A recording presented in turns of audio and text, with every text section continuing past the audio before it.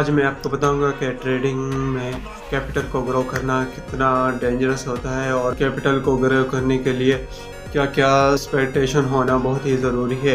अगर ये आपके पास ये नहीं है तो आप अपने कैपिटल को ग्रो नहीं कर सकते। अगर ये आपके पास है तो आप अपने कैपिटल को डिसिप्लिन के साथ धीरे धीरे आप ग्रो करना स्टार्ट कर देंगे। तो मैं अपने वीडियो का स्टार्ट करता हूँ। तो कुछ लोग अपने छोटे कैपिटल को लेकर एक बहुत बड़ा कैपिटल बना लेते हैं और कुछ लोग अपने कैपिटल को लेकर सालों तक बैठे हैं और कुछ लोग अपने कैपिटल को लूज कर देते हैं।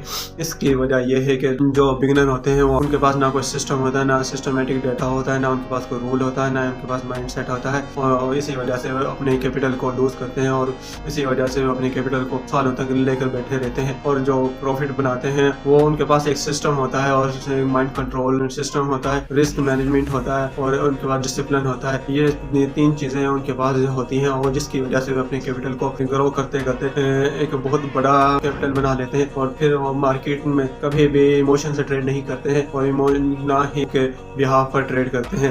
इन सब की वजह यह है कि आपको डिसिप्लिन में ट्रेड करना बहुत ही आसान है। जो लोग डिसिप्लिन में ट्रेड वगैरह करते हैं, डिसिप्लिन के अंदर आपको माइंड कंट्रोल होना बहुत ज़रूरी है, रिस्क मैनेजमेंट आपको पता होना बहुत ज़रूरी है और एक सिस्टम होना बहुत ज़रूरी है। डिसिप्लिन के साथ आपको मार्केट में टिके रहना ये आपकी सबसे बड़ी जीत है। जो बिगिनर ट्रेडर होते हैं वो मार्केट में ज़्यादा टाइम तक टिक नहीं पाते क्योंकि उनके पास ना कोई सिस्टम, ना डेटा, ना कोई उनके पास कोई रूल, ना उनके पास कोई माइंड सेट होता है, जिसकी वजह से वो अपने कैपिटल को ग्रो नहीं कर पाते और मार्केट से आउट ऑफ कंट्रोल हो जाते हैं और फिर वो मार्केट में कभी दोबारा देखने की भी उन्हें हिम्मत नहीं होती है।